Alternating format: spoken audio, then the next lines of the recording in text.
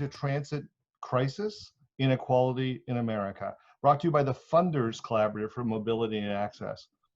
The COVID-19 crisis and the crashing economy is contributing to a problem of epic proportions. For transit across the country, systems are facing collapse, and they're forced to cut service because of a decline in fare revenues. These cuts expose the systemic and inequality of mobility in America. It leaves Americans without access to employment, healthcare, and forces car use, which contributes to climate change. Joining us today is David Bragdon from the TransitCenter Foundation that works to improve public transit in cities across the country. Hello, David. Hi, Darryl. Also joining us is Jarred Johnson from Transitmatters in Boston, who works to improve transit for people in the Boston region. Hi, how's it going, Jarred? Great. Thanks for having me. You're welcome. And my co-host, who always was with us and provides valuable input, is Martha Roskowski from Further Strategies. She's working with a collaborative of funders, this particular collaborative, and working on mobility. Hi, Martha. Nice to be here today. So let's get into the problem and the crisis that we're facing. Transit has always had a bit of a crisis, but now it's particularly acute. David, give us a sense of the scale of the crisis, and is there a plan to get us out of this hole? Well, sure. And like in a lot of things in American life now, we also have to talk about pre-existing conditions, because before the pandemic, transportation system in this country already was inequitable and reinforced racial boundaries on jurisdictional lines, on class lines, and really reinforced many of the inequities in our society in terms of people being able to participate in the economy or in life more generally.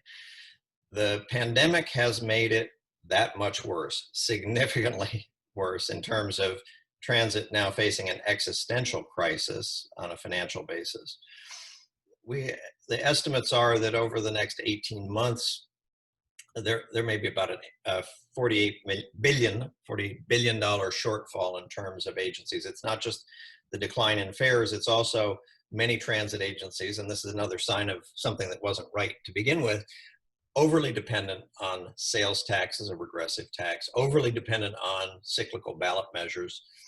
And so all of those things now very much in doubt. The second part of your question is there a plan? Well, there isn't a single plan, but I think we know, activists in the field know what the elements of a plan would be in any particular region. We know that recovering the transit system means putting the riders first, particularly the essential riders, who are the people who have stuck with transit throughout, the essential workers of this country, including the transit workers themselves, and putting their needs first, the origins and destinations that they need to link, and redesigning networks, providing priority lanes so that transit vehicles can move faster and more reliably as traffic comes back, the frequency, and particularly all-day service, 18 hours a day, so that shift workers, people who are going to work at 5 in the morning or coming home at 11 at night, that they get service. So those are the elements of any plan.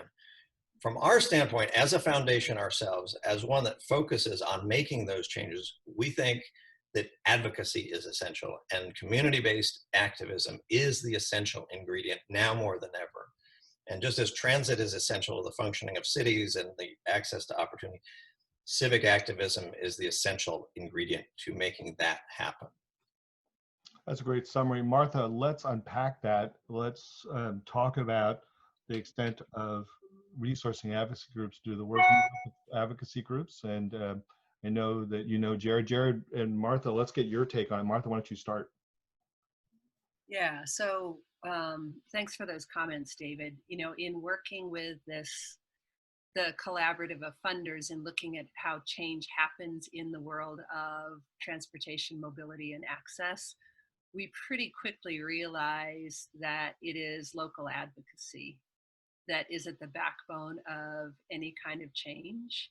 You know, these broadcasts started with a focus on the federal action, the recovery bill, the CARES Act, and that's really important. You know, the $25 billion that came out of Congress to local transit agencies was really helpful. You know, it kept it's keeping the buses running right now, but as someone quoted recently, it's like a Band-Aid on a broken bone.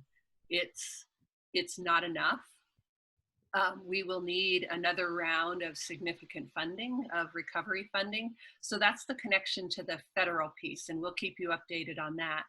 But even that federal piece is going to happen because local advocates are raising up the local voices to talk to their members of Congress, to show why transit is important. Why transit is important, not just from a climate perspective, but from almost anything else we care about in our communities. You know, transit is a lifeline. So I've been watching with interest and real hope, you know, with this network of advocates that TransitCenter has pulled together, the transit advocates from across the country. It was sort of unfair to choose one advocate to speak on behalf of everybody else, but I think we picked a great one. You know, we couldn't really have 100 voices, pictures on this call. So we got to Jarred, and I want to talk with Jarred about, you know, about what he's seeing on the ground, what his work is in Boston with Transitmatters, where they're focusing on. Also presume to, you know, ask him to kind of speak on behalf of other transit advocates. But before we get there, I would be remiss if I didn't mention and remind our fellow funders that this collaborative of funders, one thing we've done is stood up a matching fund to collect national dollars to match local foundation contributions to help local advocate groups do their really important work. We just issued an RFP to a small list of invited groups, but there's still room for more participation if folks are interested. So with that rather lengthy introduction, Jarred, welcome to our broadcast, and thanks for joining us from Boston. What's going on in Boston? What are you working on? Well, working on a number of things, but the two things that are, you know, that we're chiefly working on, especially related to COVID, are, you know, the idea of recovery corridors. And so that's looking at, you know, where are the main corridors where the bus ridership is still relatively high, you know, despite COVID. And so what that tells us is these are corridors where you have a significant amount of essential riders that are still using the bus. And so one thing that we've been really keen on is, you know, how do we make sure that as the economy starts to reopen, as folks start to get on the road again, how do we make sure that those bus commutes are still, you know, that they're still timely and that they're still reliable, you know, fast trips. One thing that I've been really keen on saying is that, you know, we have to do more than just clap, you know, for our essential workers. We have to, you know, honor them by making sure that their commutes to work, you know, don't get worse as we reopen. Another thing that we've been working on is something that's a little bit unique to the Boston region, and that is that our organization, along with a number of others, pushed the MBTA to rethink commuter rail, which in the past has really been really almost chiefly oriented around wealthier white-collar workers coming in from the suburbs. And as a result of that, because of COVID, the ridership has dropped about 95%.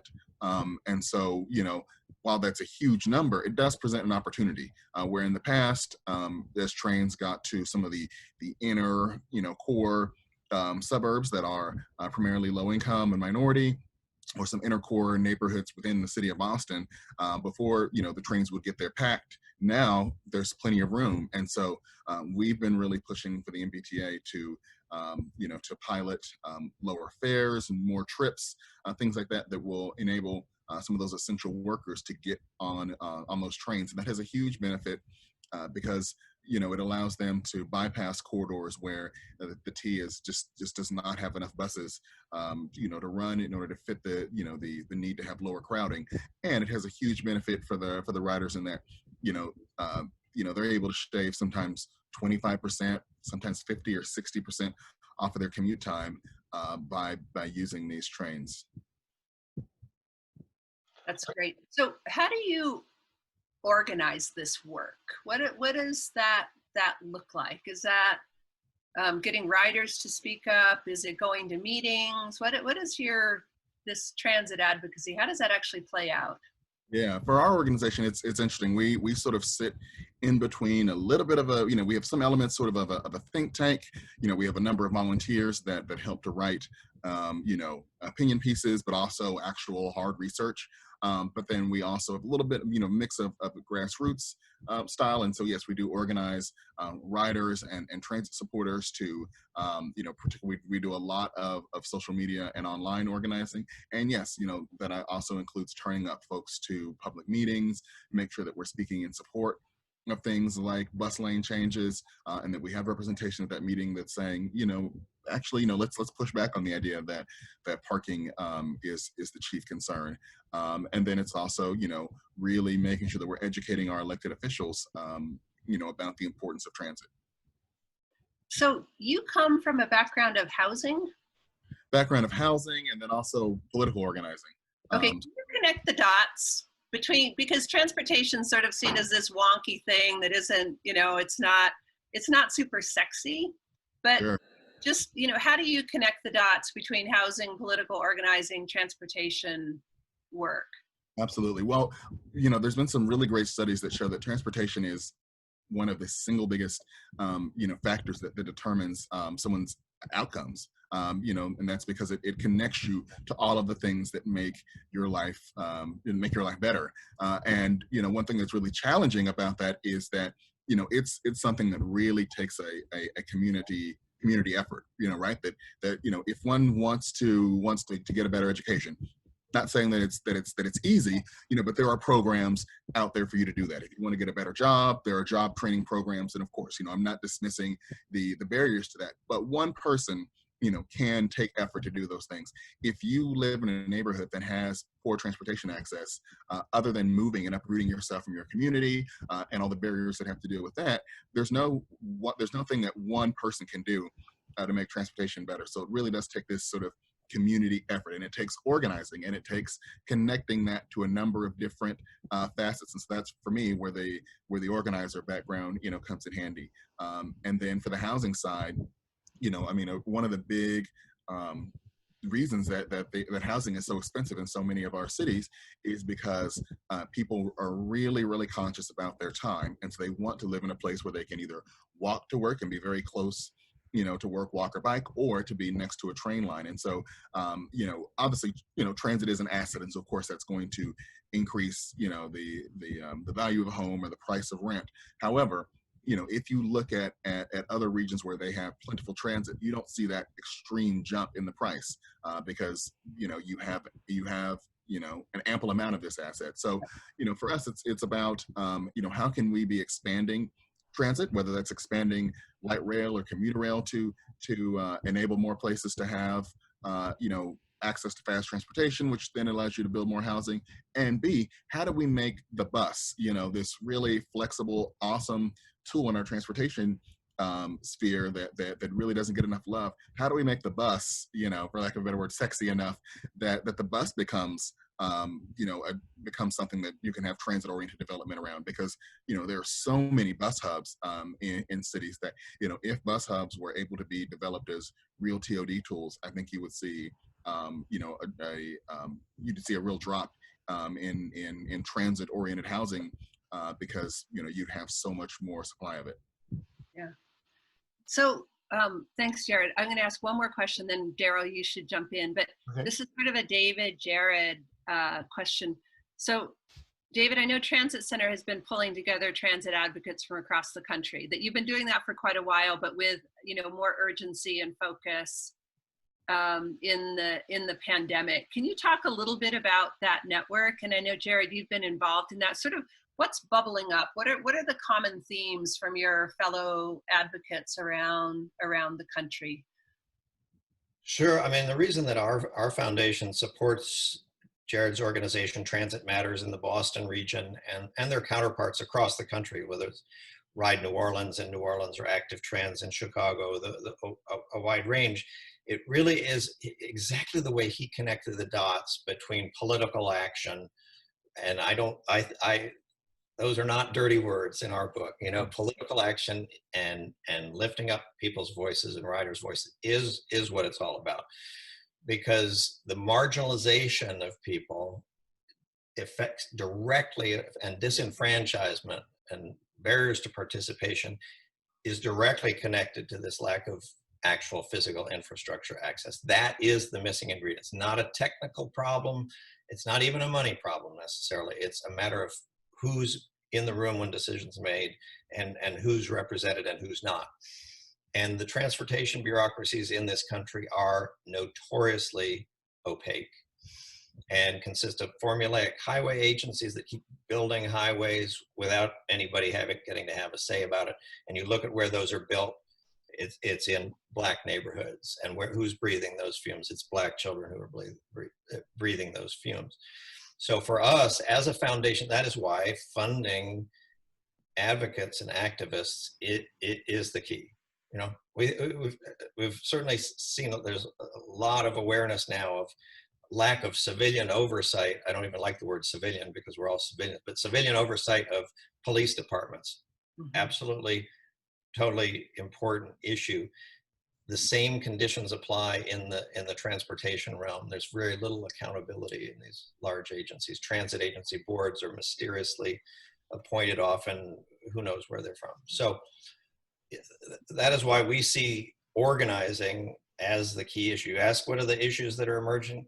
It is the ability to organize, it's the ability to influence these agencies, it's the ability to hold them accountable to measures of success, including what's the equitable access that's being provided by the service. It's issues like who's represented in the planning process.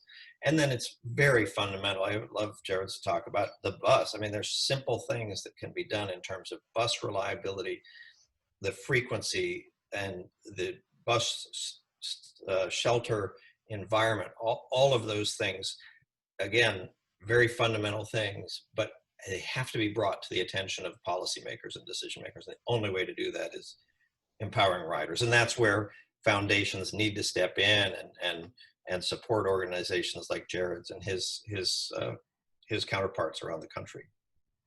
Thank you for that. Thank you for that, David. And I mean, and sometimes it's like you said, it's really simple. And one core thing is, oftentimes agencies will hold the very public meetings about either fixing the bus or about larger transportation issues. They will hold them at times after the bus stops running, or right, yeah, at hours of the day that are fine for career planners, but not fine for for single parents. And so yeah, that is definitely a fact, not lost on us. But as David said, it's one of the things that has been interesting to see during COVID is how quickly some cities have been able to respond to open up street space for for folks to have recreation, and that while that's very important, we also need to make sure that we're doing that and that we're taking that same level of quickness, of DIY-ness, and we're applying that for transit and for buses.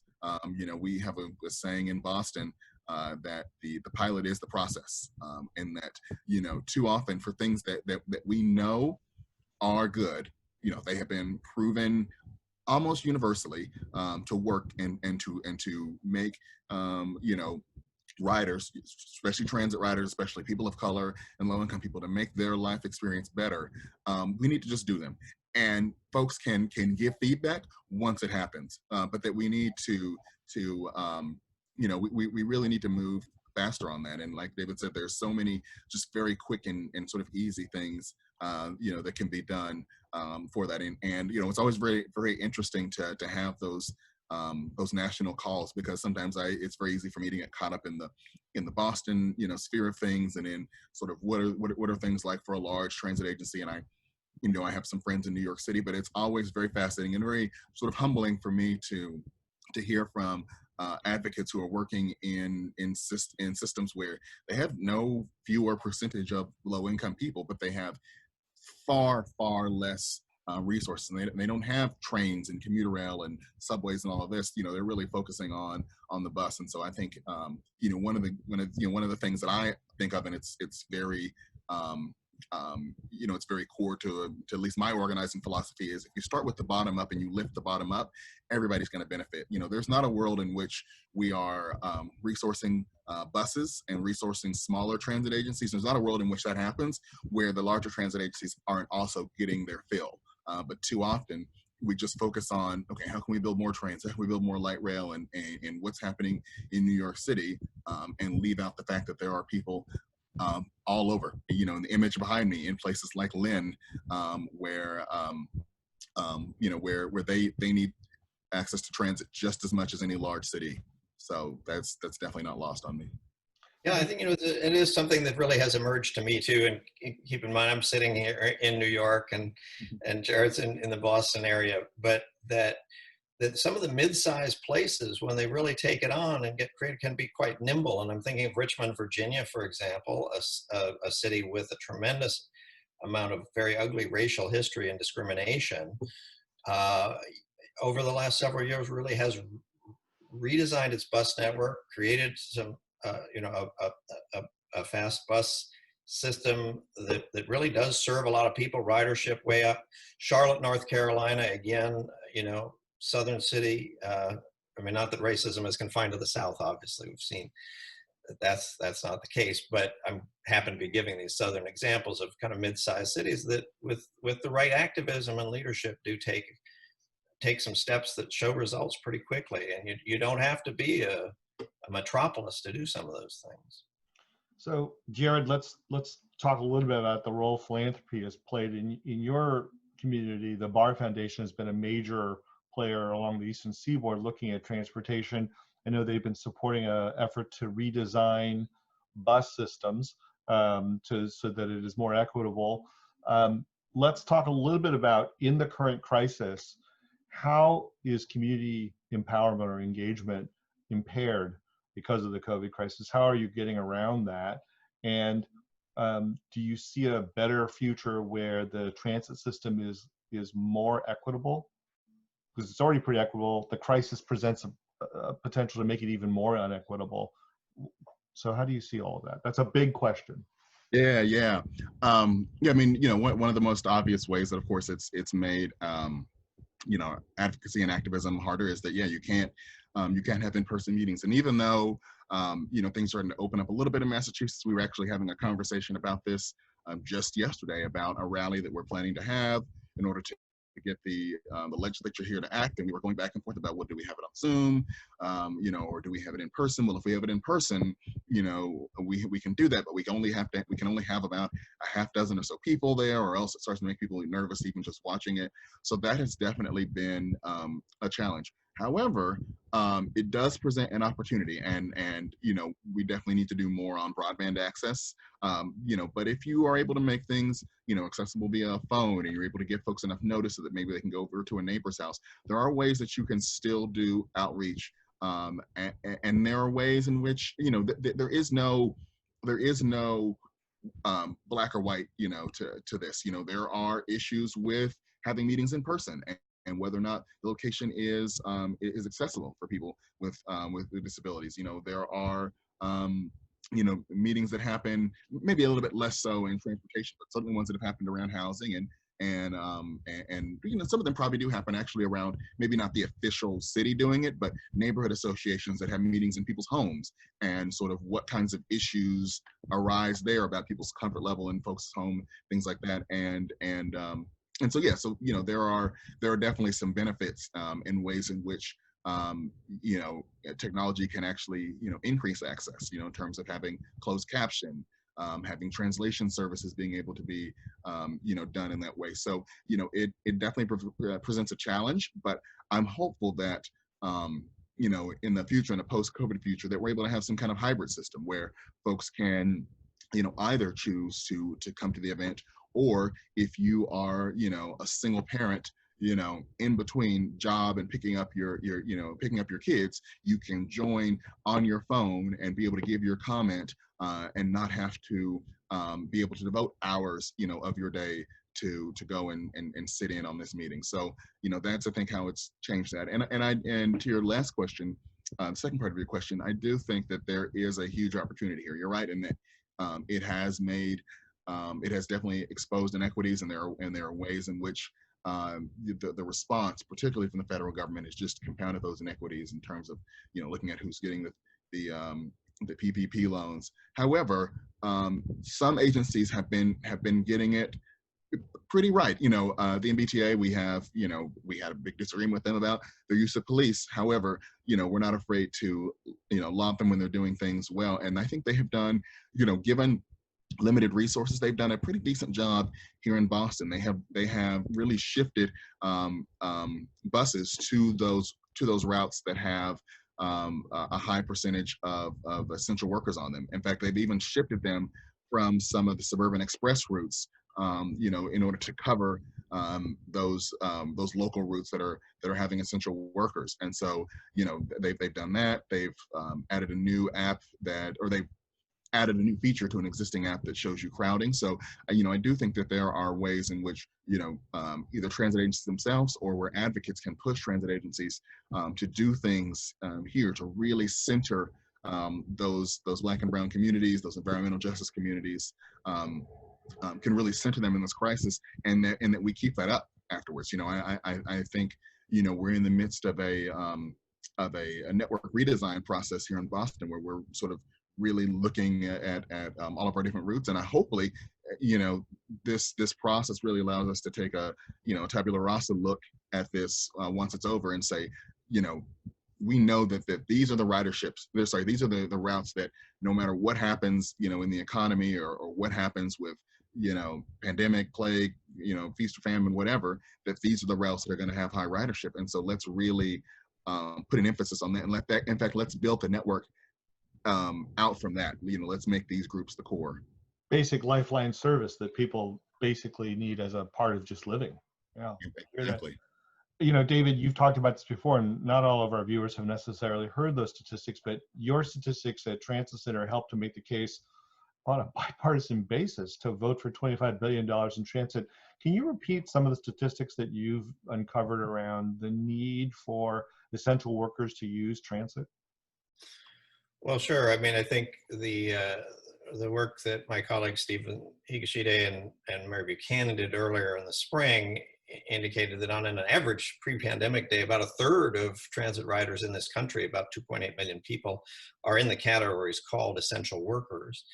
Of course, during the height of the pandemic, they were 100% of transit riders. So that shows sort of the indispensability of transit to the functioning of a city economically, in terms of its healthcare, in terms of its infrastructure, in terms of the clean air, all of those things. And I think this use of those illustrations, I think, just really underlines another point Jared made. He talked about being a hybrid, and as a foundation that funds these activists around the country, that the sweet spot is that combination of knowing these facts and figures and the data, and being able to do a GIS analysis, and being able to put the case together in a technical way, and combining that with the ability to really turn people out and be able to authentically represent the views and needs of riders is kind of where it's at. So that's what we do in our work as well.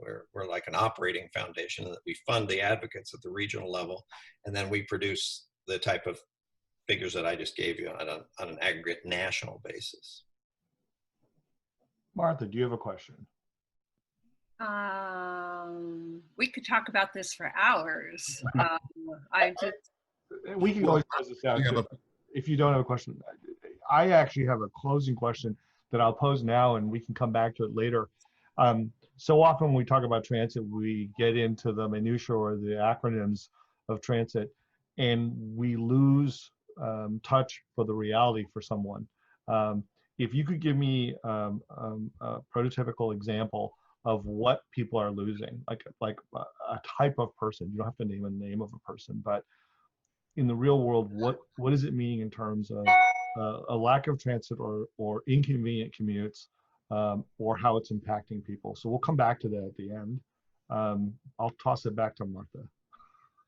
Yeah, I just wanted to remind people, I mean, we have seen a lot of interest from foundations really in the transportation world. Some have stepped up to fund groups like T for America, Transportation for America in, DC, as they work to educate. They don't do lobbying, but as, they work to educate Congress. We have seen local foundations stepping up to support groups like Transitmatters and, their sort of sister groups of, folks working on biking, walking, and, kind of the broader mobility picture. We've seen some foundations step up to support this matching fund that we've set up. So that's been encouraging. as we know, there's needs across the board. We think this is one valuable place to invest. So I just wanted to take this opportunity to remind funders that we do have this matching fund. This is the first round. We're just now launching it. There will be future rounds. So we're really interested in making more of these connections with other funders, whether they're climate people or, as Jarred says, the connection to housing, the connection to the environment, the connection to water quality, health, equity. There's so many ways this bubbles out. So that's great. We've often said this, and we'll say it again. It's all door boarding. People come at transportation from different directions, whether it be on health, equity, land use planning, climate, and we hope that the fund is the part of the vehicle that we can bring the changes that we want. So let's turn to David and to Jarred. Give me a prototypical example of someone who has been challenged, the kind of challenges they're facing right now with the overlapping COVID-19 transit crisis and then inequality in the systems that are pre-existing. I'm not going to give you a prototypical person. I'm going to give you a real live person, and not somebody who's been challenged, but she has prevailed as well. Her name is Judy Stevens. She's on the board of Ride New Orleans, which is a very effective organization in New Orleans. She also works at the Ochsner Medical Center. And so you can imagine what working at a medical center in New Orleans has been like the last several months, but she's been there for years and lives in a different part of New Orleans. It just so happens that medical center is 1.5 miles across a border between New Orleans and Jefferson, which is the adjoining jurisdiction. And so the transit agencies for years, well, that's a line. You'd think that line is the Maginot Line or the Berlin Wall or something. A bus can't get through it. And so for years, Judy's paying 2 bus fares and having to transfer. And keep in mind, she's representative of thousands of people. 72,000 people in New Orleans work in some form of the hospitality, healthcare industry, very big industry.